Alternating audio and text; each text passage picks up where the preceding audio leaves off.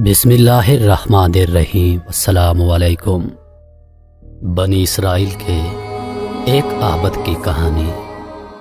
نسو ایک عورت نما آدمی تھا، باریک آواز، بغیر داڑھی اور نازک اندام مرد۔ وہ اپنے ظاہری شکل و صورت سے فائدہ اٹھاتے ہوئے زنانہ حمام میں عورتوں کا مساج کرتا اور میل اتارتا تھا۔ کوئی بھی اس کی حقیقت نہیں جانتا تھا، سبھی اس کو عورت سمجھتے تھے۔ یہ طریقہ اس کے لیے ذریعہ معاش بھی تھا اور عورتوں کے جسم سے لذت بھی لیتا رہا۔ کئی بار وجدان کے ملامت کرنے پر اس نے اس کام سے توبہ بھی کر دی، لیکن ہمیشہ توبہ توڑتا رہا۔ ایک دن بادشاہ کی بیٹی حمام گئی۔ حمام اور مساج کرنے کے بعد پتہ چلا کہ اس کا موتی گم ہو گیا ہے۔ بادشاہ کی بیٹی نے حکم دیا کہ سب کی تلاشی لی جائے۔ سب کی تلاشی لی گئی، لیکن ہیرا نہیں ملا۔ نسو رسوائی کی ڈر کی وجہ سے ایک جگہ چھپ گیا کہ اگر آج میرا راز کھل گیا تو میرا سر اتار دیا جائے گا۔ جب اس نے دیکھا کہ شہزادی کی کنیزیں اسے ڈھونڈ رہی ہیں، اس نے سچے دل سے خدا کو پکارا اور خدا کی درگاہ میں سچے دل سے توبہ کی اور وعدہ کیا کہ آئندہ کبھی بھی یہ کام نہیں کرے گا۔ اے میرے پروردگار، تو میری لاج رکھ لے۔ اچانک باہر سے کنیزوں کی آواز آئی، نسو کو چھوڑ دو، ہیرا مل گیا۔ نسو نم آنکھوں سے شہزادی سے رخصت لے کر گھر آ گیا۔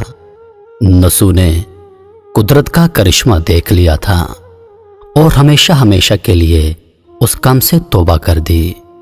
کئی دنوں کے بعد حمام نہ جانے پر ایک دن شہزادی نے بلاوا بھیجا کہ حمام آ کر میرا مساج کرے، لیکن نسو نے بہانہ بنایا کہ میرے ہاتھ میں درد ہے، میں مساج نہیں کر سکتا ہوں۔ اس کے بعد وہ دوبارہ کبھی حمام نہیں گیا۔ نسو نے دیکھا کہ اس شہر میں رہنا اس کے لیے مناسب نہیں۔ سبھی عورتیں اس کو چاہتی ہیں اور اس کے ہاتھ سے مساج لینا پسند کرتی ہیں۔ جتنا بھی غلط طریقے سے کمایا ہوا مال تھا وہ سب غریبوں میں تقسیم کر دیا اور شہر سے نکل کر کئی میل دور ایک پہاڑی پر ڈیرا ڈال کر عبادت خدا میں مشغول ہو گیا۔ ایک دن اس کی نظر ایک بھینس پر پڑی جو اس کے قریب چر رہی تھی۔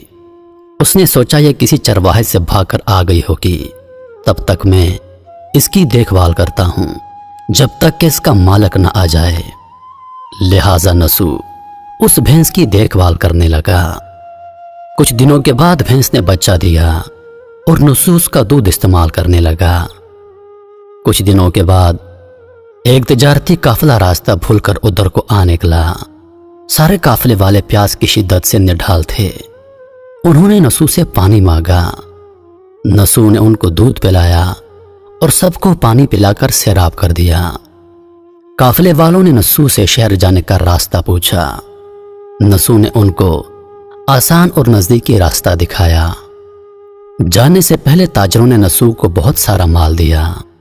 نسو نے ان پیسوں سے وہاں کنواں کھدوایا۔ آہستہ آہستہ وہاں لوگ بسنے لگے اور عمارتیں بننے لگ گئیں۔ وہاں کے لوگ نسو کو بڑی عزت اور احترام سے دیکھتے تھے۔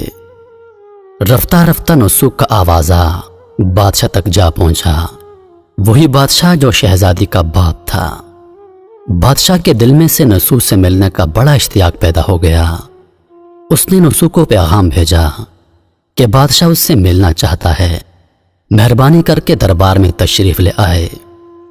جب نسو کو بادشاہ کا پیغام ملا، اس نے ملنے سے انکار کر دیا اور معذرت چاہی کہ مجھے بہت سارے کام ہیں، میں نہیں آ سکتا۔ بادشاہ کو بہت تعجب ہوا۔ انہوں نے کہا اگر نسو نہیں آ سکتا تو ہم خود اس کے پاس جائیں گے۔ جب بادشاہ نسو کے علاقے میں داخل ہوا، خدا کی طرف سے ملک الموت کو حکم ہوا کہ بادشاہ کی روح قبض کر لے۔ اس زمانے کے رسم و رواج کے مطابق اور بادشاہ کو نسو سے ملنے کی وجہ سے لوگوں نے نسو کو تخت پر بٹھا لیا۔ نسو نے اپنے ملک میں عدل اور انصاف کا نظام قائم کیا اور شہزادی سے شادی کر لی۔ ایک دن نسو तख्त पर बैठकर लोगों की दास्तानें सुन रहा था। एक आदमी वारद हुआ और कहने लगा, कुछ साल पहले मेरी भैंस गुम हो गई थी। आपकी अदालत से अपनी भैंस का तलबगार हूं। नसू ने कहा, तुम्हारी भैंस मेरे पास है।